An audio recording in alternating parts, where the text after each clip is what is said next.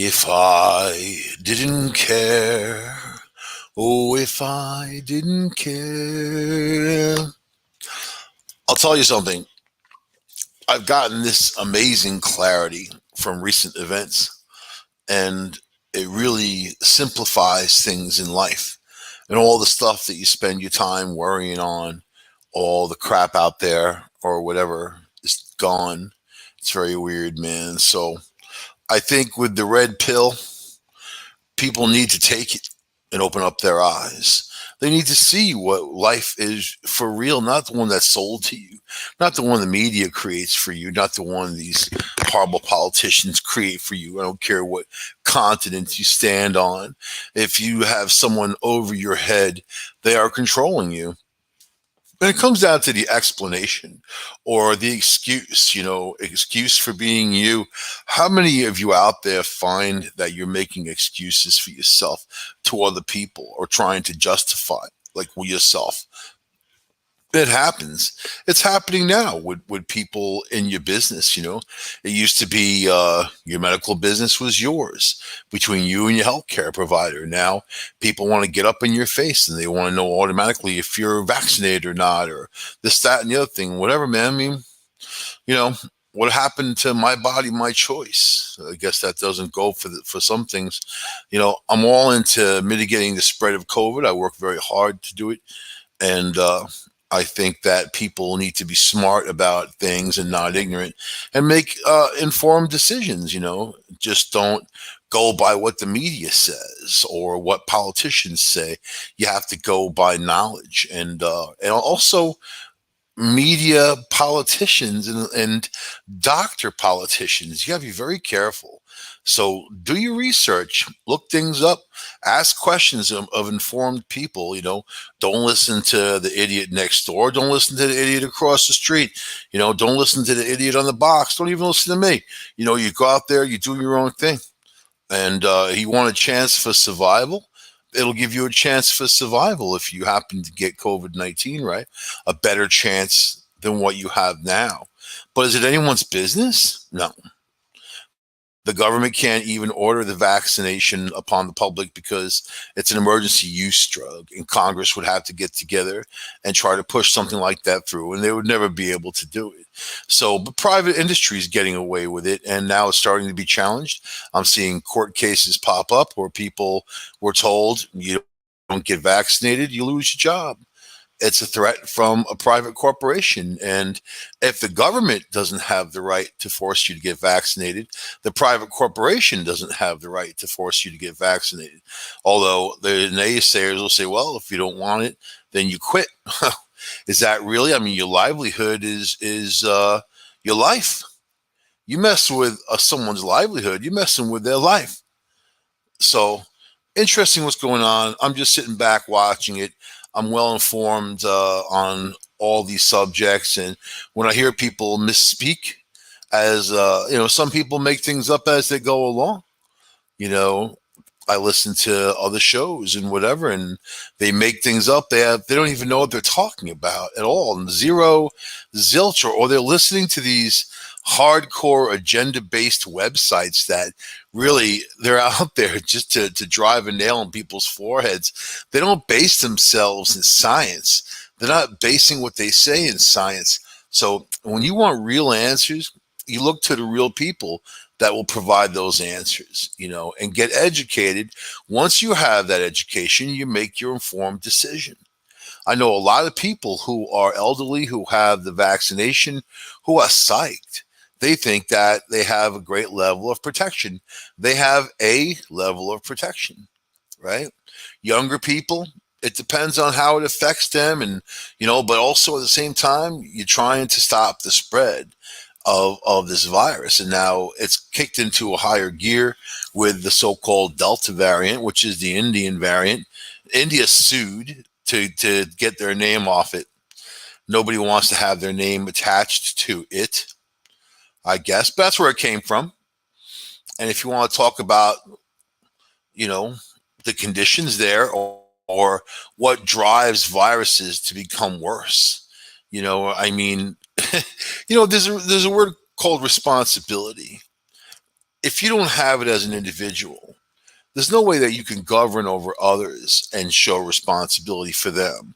The leader of India 8 weeks ago declared the war on COVID 19 was over. They had beaten the virus, they had gotten to herd immunity, they had vaccinated a good portion of their society, not even 8%, by the way, a good portion of the 1.3 billion people that are there. But yada, yada, yada. And now look at India. There, I just saw a spike today in the thousands. You know, I mean, the whole world is starting to get swept by this Indian variant. UK is now responsible for 77% of all new infections. And then only a small percentage of their people have been properly vaccinated, right? And I say properly vaccinated because, even in the early days of the vaccination, when they were doing it like just a few weeks apart, and they realized they should be further for the two shots, then Johnson came out with the one shot. A lot of people jumped on that. It depends on what your flavor is and what you believe in. If you believe it's going to help you or not, you know, uh, what's more effective. I mean, in my travels and the things that I do, I know that Moderna is the one holding strong. I'm not advertising for Moderna, that's for sure. But what I'm doing is making informed choices from the data that's available, not from Dr. Fauci, not from, Joe Biden, or what, not from any one of them. It's not that they don't know anything. It's just that they don't have a vested interest in telling the truth. That's the problem. They don't have a vested interest in telling the truth. Those people have no responsibility for you, right? And then, look at Fauci. His emails got raided. Then there it is, in the early days when we all know, anybody who knew anything about anything, especially in the world of epidemiology, knew that this virus came from that Wuhan lab. Of course, all the media played it down. They played it down because the media has a horrible, horrible defiance disorder to Donald Trump. And anything that dude said, they had to flip on it and be the exact opposite. And it was ridiculous, ludicrous what was going on. What it did, it showed everybody out there what the mainstream media is made of on both sides. You have your Fox. Have you ever watched Fox? Have you ever watched the people on there? I don't even know who really is influenced, or it's not receiving information. You're not getting information from them. You're getting direction, and it just, do this, right? Watch an hour of that. Look at CNN or Fox, doesn't matter who, for an hour, right? Commercials included. See how you feel afterwards. Shut it off and see how you feel. Do you feel good? You feel good about the world? You feel good about yourself? You feel settled, or do you feel like you've just been fed a whole bunch of hate, anger, and just information designed to frustrate and upset people, right? To take you to a point where you're not even functioning. Because I know people out there that harp on this stuff. They can't sleep at night. I'm like, turn the TV off, you know? Turn the TV. Worst thing to do is fall asleep with the TV on, man.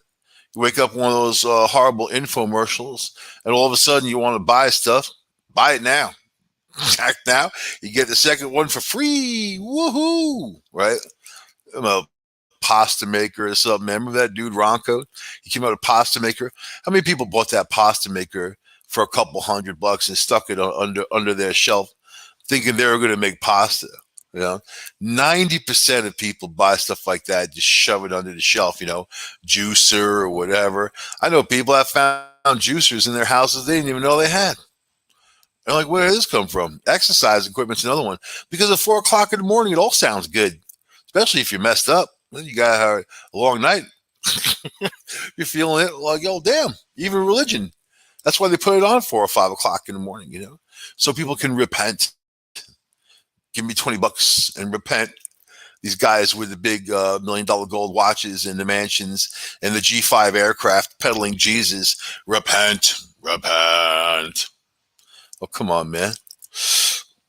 It really comes down to this. People, some of them, like to be controlled. They are complacent. They let the government do what they do. They sit there like well trained piglets, right? And will do and snap to whatever. Americans aren't like that. For the just like if I'm going to compare countries, Americans, people I know will stand up to you. You know, will question authority and have a real interest in their own personal survival when it comes to any kind of intrusion from outside forces, right? They work hard, they pay their taxes, they have responsibility for themselves and their families, right? They drive over roads that are full of potholes and broken up because that city can't control what they do themselves. They don't care. You know, they take the money, spend it on other stuff. You know, like in New York, you know, where you're going to drive through the worst roads you'll ever see, right? You could drive from any other state around New York. You wouldn't even know, like, nice road, you're in another state and cross right over into New York. You know it. You could be blindfolded because the road turns to pure poop. But why is it like that?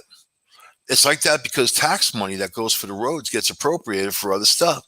And they use it, or they'd rather hire lawyers to fight off, you know, illegal aliens who have committed crimes who are going to get deported. This the games that they play. It's games, you know, and people are tired of it. So you know, Trump comes along. He played people's emotions. He knew exactly what to say and who to say it to, and he wasn't too far off. But he took the knowledge and used it for other things and inciting anger instead of bringing people together. If you are going to fight a war, the last thing you need is to have everyone who needs to be together divided. So, but if you're being attacked from the attacker, of course they want to divide you. They want people divided and fighting amongst themselves because you're too busy doing that and not finding out anything else, not looking out there and saying, you know, why is this really happening? Uh, you know, why is it a joke that these politicians lie? Everything they say is a lie, and you can't trust any of them, but they're the ones running the system. Why is it like that? And these questions need to be answered. So unfortunately, the ones who would answer them won't because they're the ones in charge, right? You who's fighting, maybe with your neighbor, maybe with your boss, maybe with the person down the block or people in your family over politics. It never used to be a thing. People had their views and opinions. You know, before the cell phone, before the internet, people weren't dogged by people's views and opinions. And what happened at the office place was just chatter around the water cooler. Didn't go too far past that. Now it follows you home. It follows you down the road. It's in your car. It's everywhere. Everywhere you look, you're bombarded by it, right? Social media. Social media. You know something? The best thing for humanity around the world right now would be for every cell phone just to explode, man, just to die, because it has put people in a stressful, horrible place, an in demand world that you cannot escape from. If you shut that stupid thing off, you get chastised from others. God forbid if you're in a relationship and you don't answer a text fast enough. It used to be you had your own time and you could take that time and do anything with it. You could sit there in the bathtub and fart and think it's a jacuzzi. It's your business. Nobody cared. It wasn't advertised. It wasn't out there. But now the word advertising, you know, it's just embedded into everything. I can't even watch television because of the obnoxious ads that they play. And they understate men and they overstate women. You know, how often do you see women in these ads wrenching on some supercar, you know, like, you know, wrenching on a turbo, and but at the same time they're baking cookies, and then they're vacuuming the house, and they don't show a dude around. They show the strong, independent woman who's doing all these things, and you have a very, very, very, very small fraction of people who are like that. But if you're going to show a generalization, that's not it. That's not it. And I don't like the sentiment of, yeah, I mean, there are single moms. My mom was a single mom. Guess what? She sacrificed everything for her kids. She worked her ass off. She worked two jobs all her life to make a nice home for my sister and I. And, she never asked for anything from anyone. She had a responsibility. She didn't look to the government to assist her. She didn't do any of that. The men in her life failed her miserably. So you just march on, you move on, you do your thing. Right now, everybody's offended by everything. Nobody has responsibility for themselves. They think they can just go off the hook anytime they want, and then it's acceptable. Especially if you are some other gender bender, whatever, man. What do you call them? Like people who are transsexuals, homosexuals and whatever for a long time, and still they got knocked around. People didn't accept them, right? But now there's the oversteer in society where people are kind of putting it out there so much, it's turning others off. And you don't have to convince people out there to accept something. It's up to them to accept something or not. I'm happy with anyone who is cool. Anyone who is not cool, I am not happy with. I have plenty of friends who are all kinds and types and whatever. I don't look at them like that, though. I look at them as just people, man. They're just people. So 3.4% of the United States identifies as homosexual. 1.3% identify as transsexual. That's a very, very small number of people to really put things out there so big and so much that the very action of what these media people are doing is hurting the movement and hurting people, and they don't care because they're doing it as a price tag on it, the politically correct price tag that they stick on there. They don't care. Just like well, man, how many elements of the Democratic Party that were guilty from saying all this stuff about other people, the Republicans and whatever about Trump, but then they themselves do it. They do it themselves, and they have no excuse for that. Governor Andrew Cuomo of New York still hasn't stepped down. Sexual allegations against him and whatever. But isn't it funny that there's a men's rights movement out there that looks at that and says, did he really do anything so inappropriate that he needed to resign? Eliot Spitzer was governor of New York, had sex with hookers on many occasions, right? Detailed accounts in the media. He stepped down. He thought that his actions were not justified, and of course he's the governor of New York, and you're supposed to be the first citizen of New York. Whatever, man. Cuomo's not stepping down. As a matter of fact, he defied them. So this is all a chunk of that Me Too movement. Another knee-jerk overstretch of something that is essentially important. Rape is important. Molestation is important. Crimes, sexual crimes against anybody is important. But there's a degree of, well, if you ask someone out, I mean, I've heard all kinds of stories about a guy who asked a girl out in front of other people, and she felt sexually harassed because he asked her out in front of her friends, and they all laughed at him. Imagine a poor guy, and he gets it hard enough to get it up inside yourself to go up to somebody and ask them out, especially when you're young. It's a very tender time for a male, but and then drag it on social media. And then put the guy out there. That's why people commit suicide, because they get dogged on social media and they can't take the embarrassment. Man, it's crazy, I grew up with a very low opinion of myself, and there was nowhere else to go but up. I grew up around two psychomaniacs. My father, who didn't live with us, thank God, and then my grandmother's husband, who threatened to kill us in our sleep. And my mom also working those two jobs was paying them rent, paying my grandmother even to babysit me, that type of thing, until she could move us out of there. You know, when you grow up and you absorb these types of things, you either become weak or strong. It could drive you into a corner and you can let life beat on you, or you can stand up and fight back. And that's the daily battle, is that fighting back. And that's the responsibility that you have to yourself. And those are the people that you want to lead you in society. And it's not leading, really. It's not dominating, which is what they try to do. It's representation, right? Representation. And you don't just charge people X amount of tax dollars and use that money for whatever you want to use it for, because it has to serve those people who put the money in the first place. And you take all these knee-jerk reactions and you start building things, or bathrooms for certain people, or whatever your this is and that is. Man, my teacher Timothy Whalen from high school, very wise man. You can find him on Facebook. We're friends today. He said this. He called this a long time ago in the early 80s, man. He called this. He said that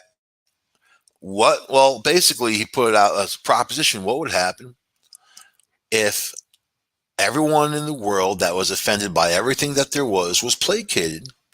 You couldn't possibly do it. You can't make everybody happy, because there's also people that are just unhappy to begin with.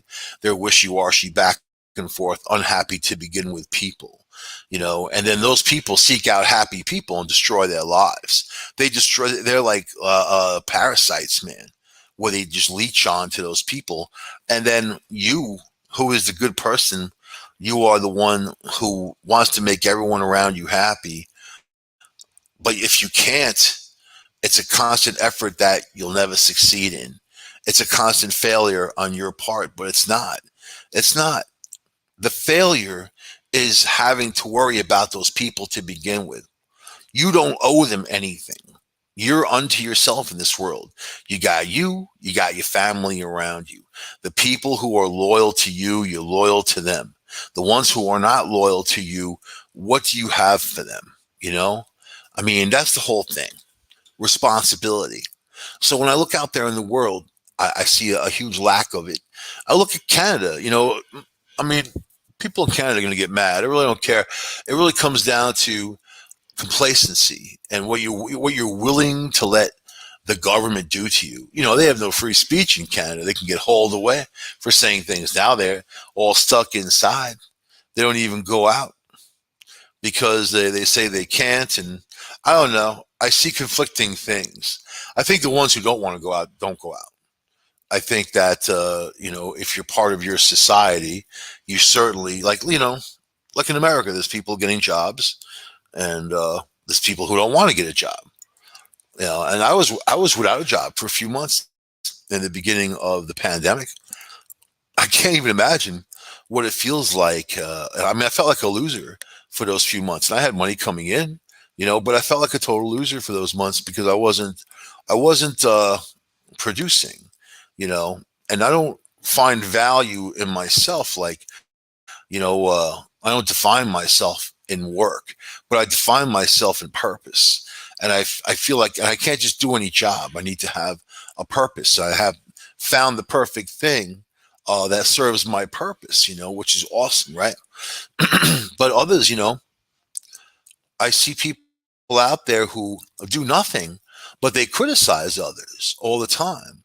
They don't do their research on subjects or issues, and they make things up as they go along, and they criticize others. The people like that just frustrate me, and they're there. They laugh when they frustrate you because that's their aim. Their aim is to do that to you.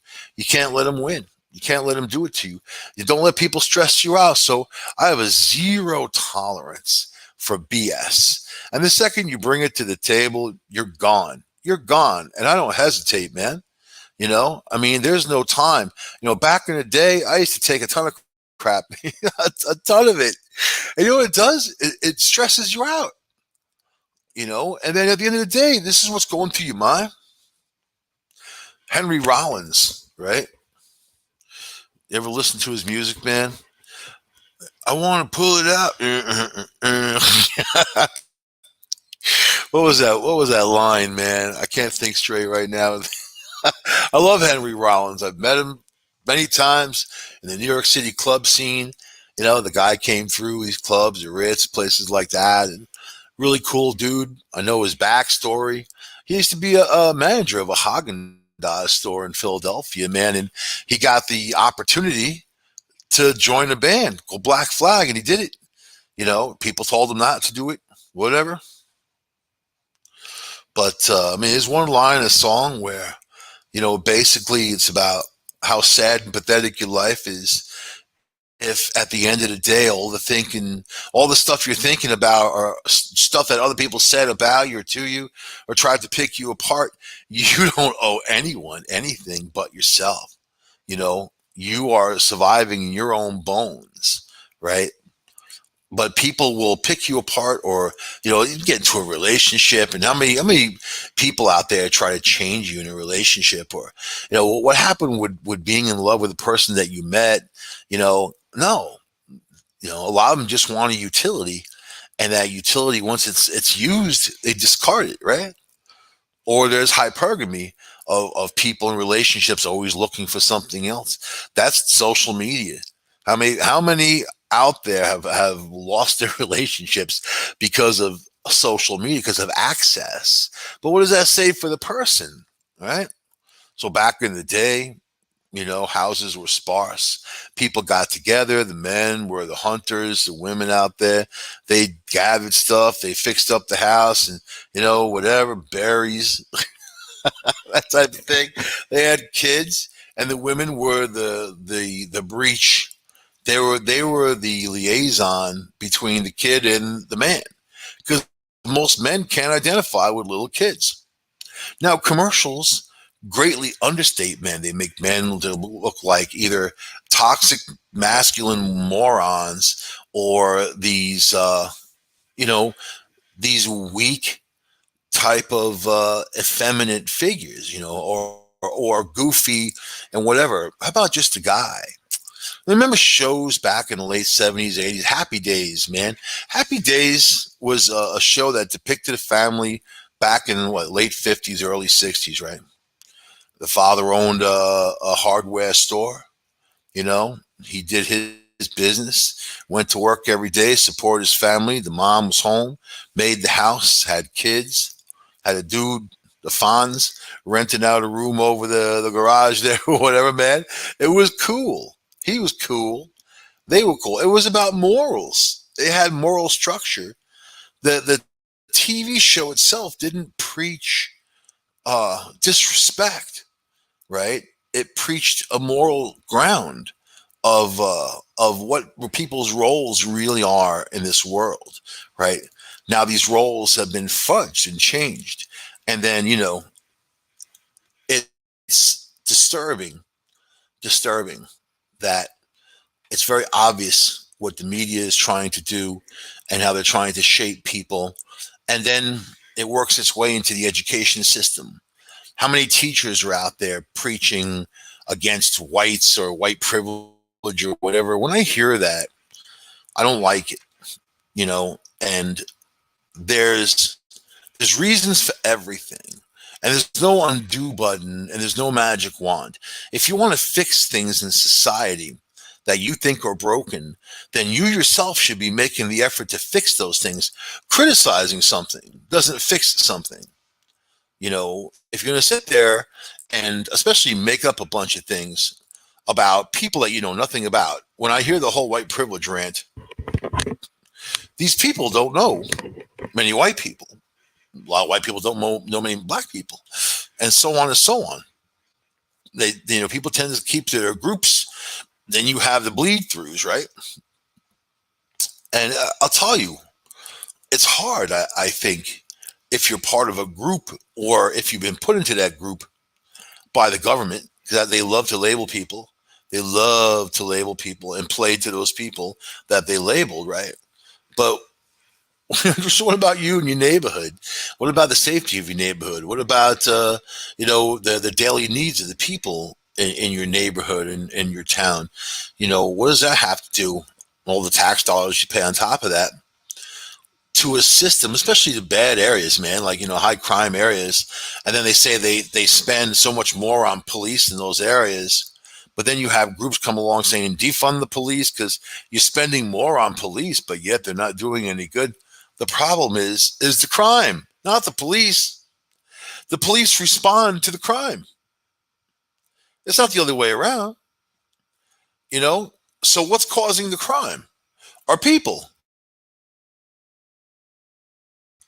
The people causing the crime need to stop doing it.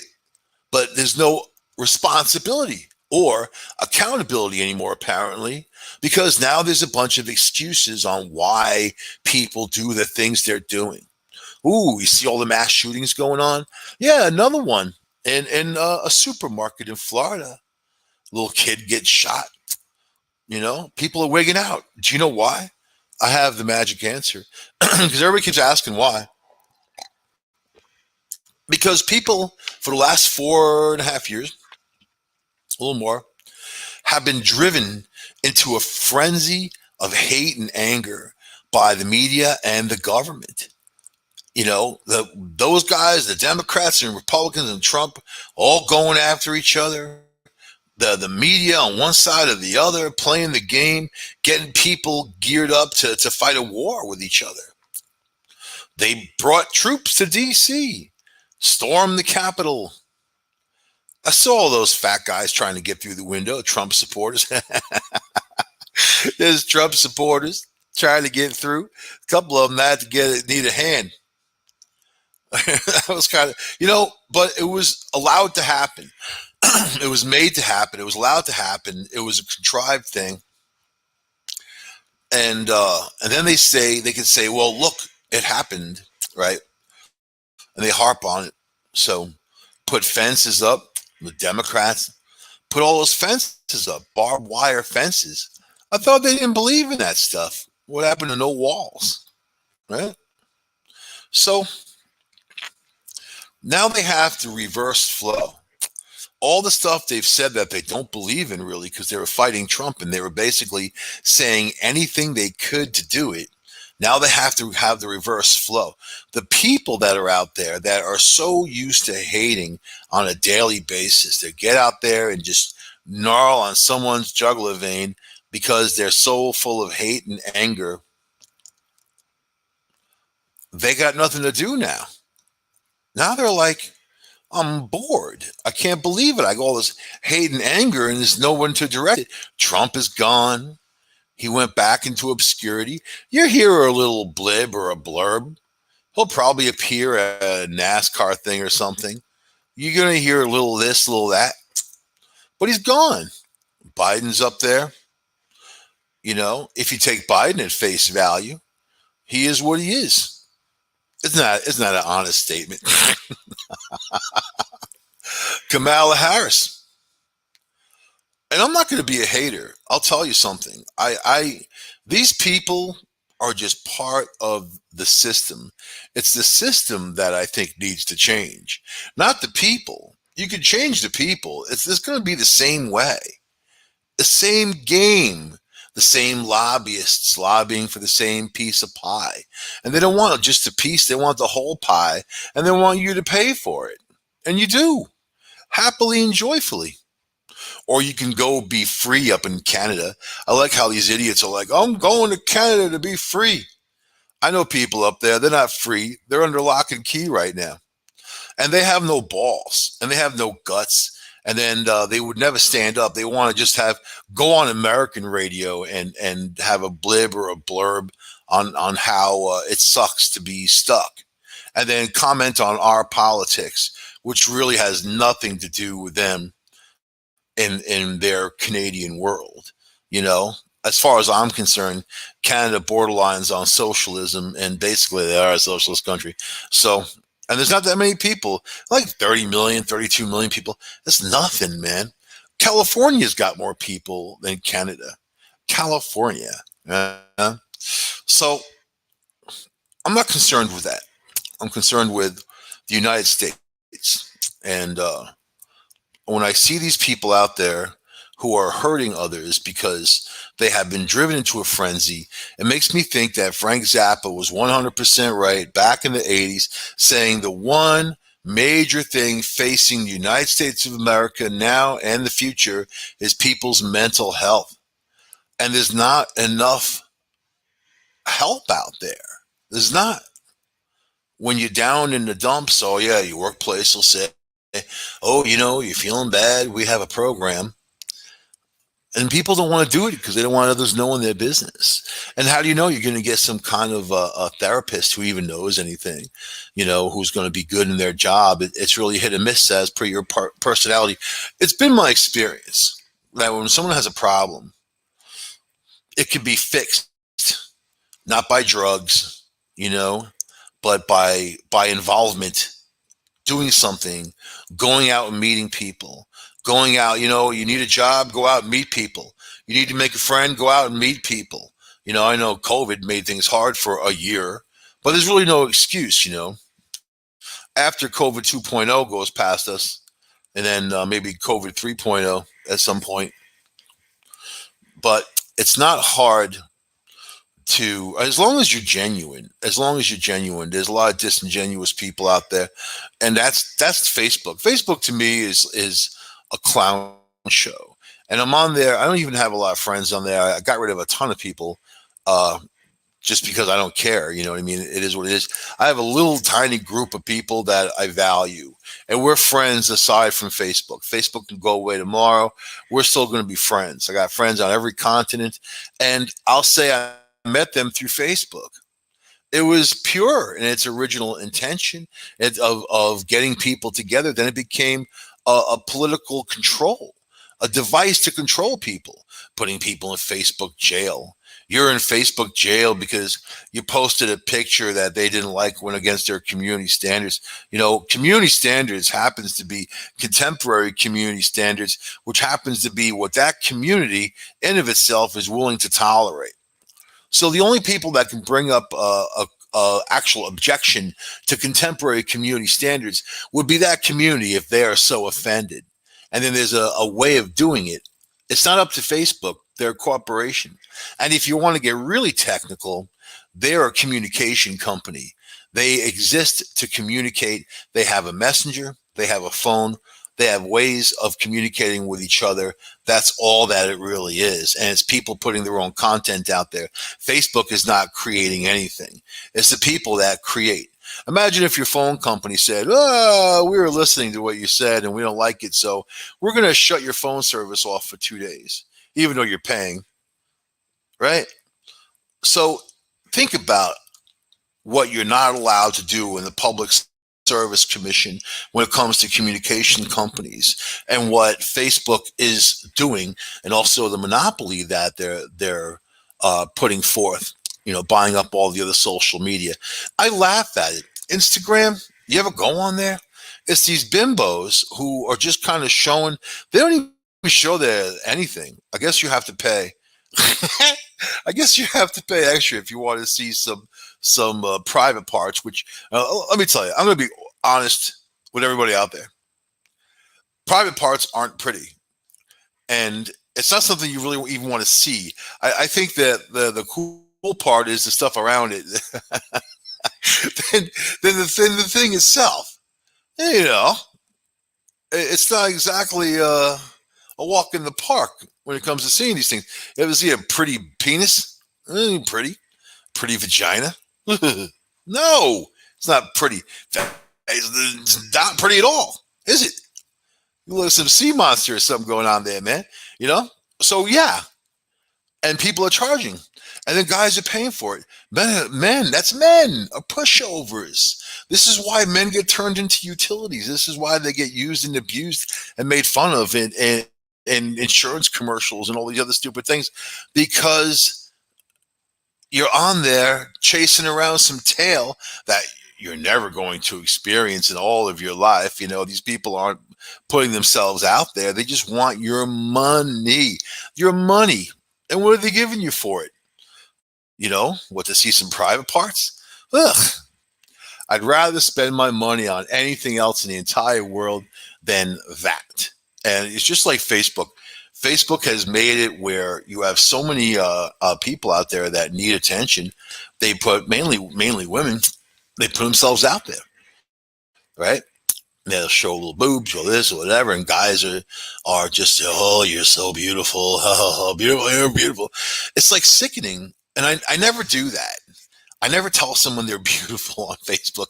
I never say you're so hot. If someone does something good, I encourage them. I say you're on fire or whatever. I've done that, but it's not because they're a female or because of the way they look. It's because of something that they're doing is good, and that's like supporting your community, supporting each other, right? So, but to each his own. Am I offended by it? No. I'm like Plato, who invented the plate. I sit back and I observe. I like to watch what goes on. I'm a watcher. I'm a people watcher. Sometimes you're bored. The best place, and I mean the best place to people watch locally.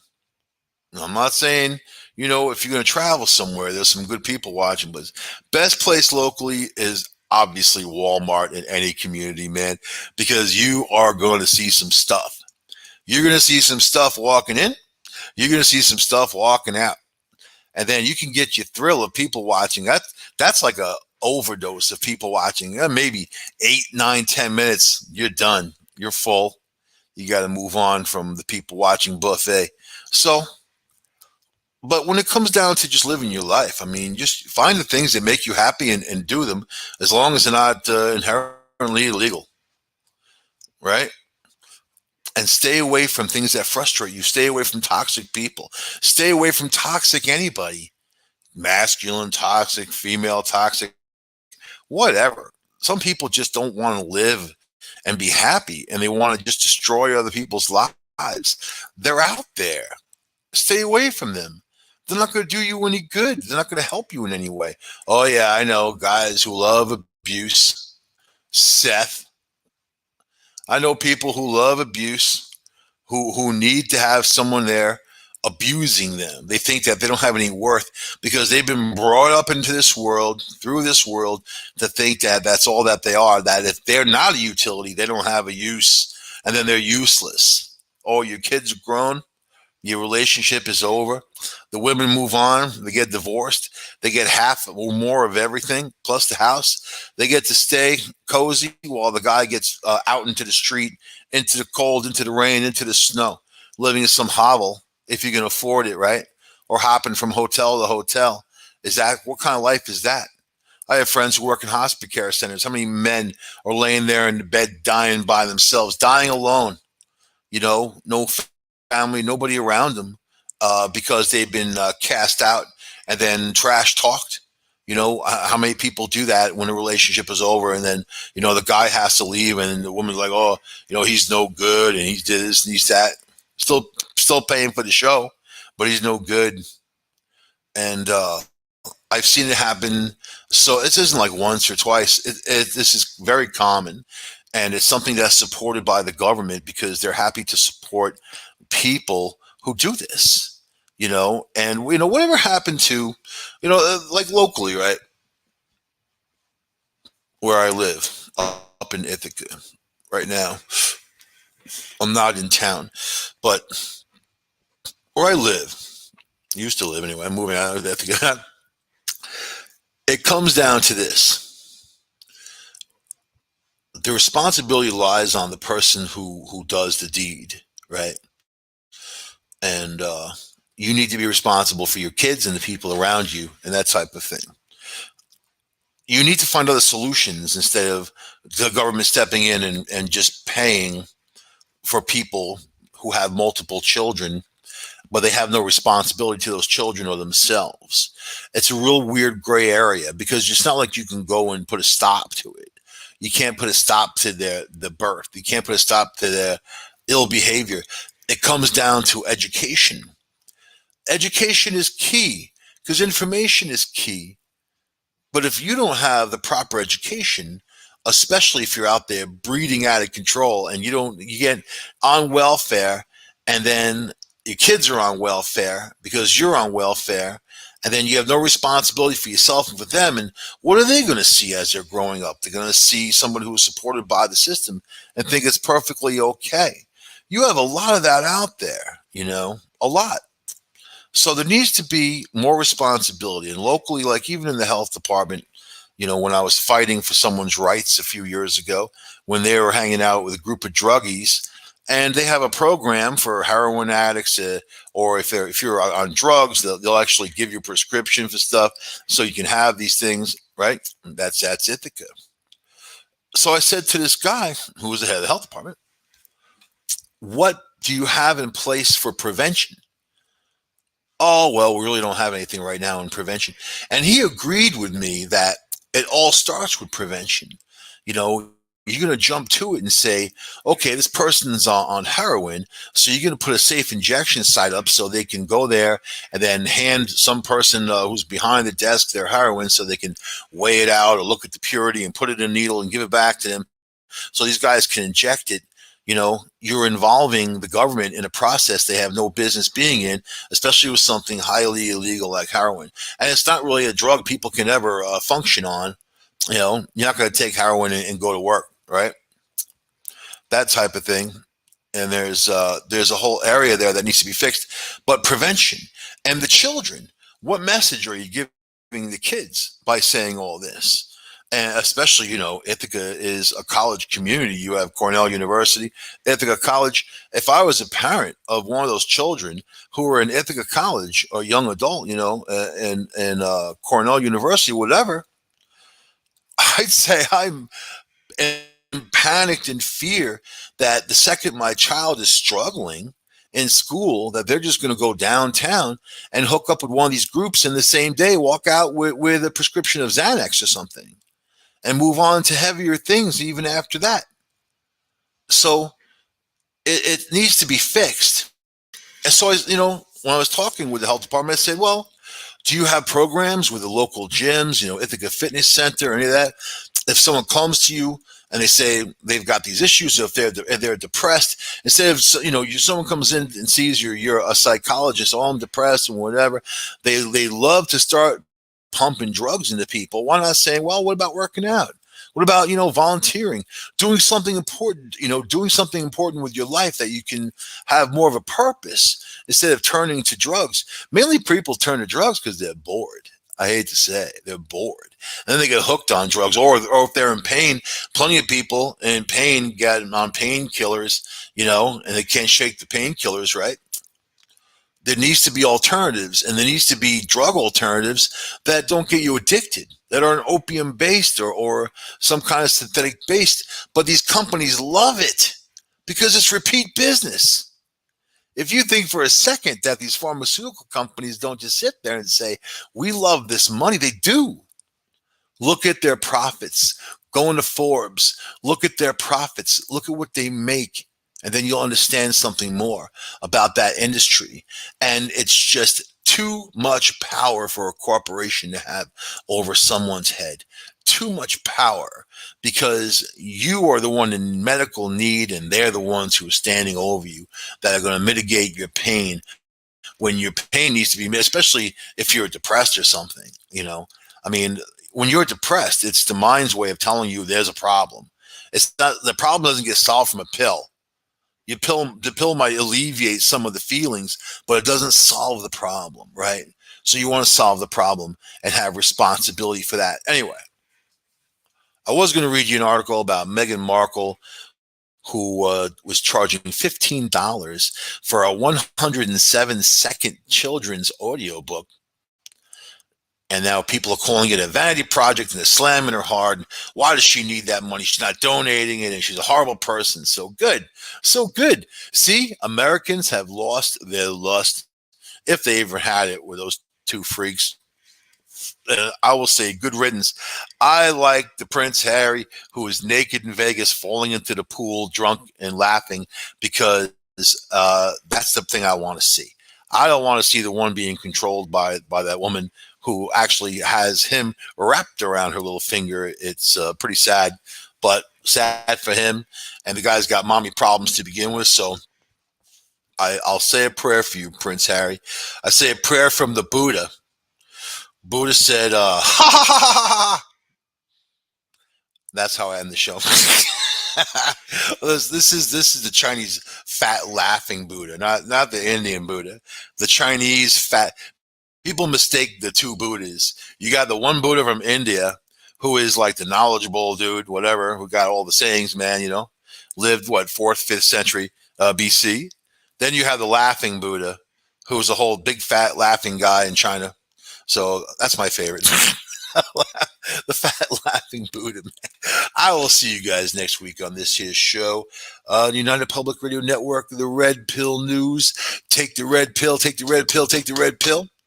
And I'll see you next week on this show. UPRN Talkradio.com, 107.5, New Orleans 104.7, and Past Christian sold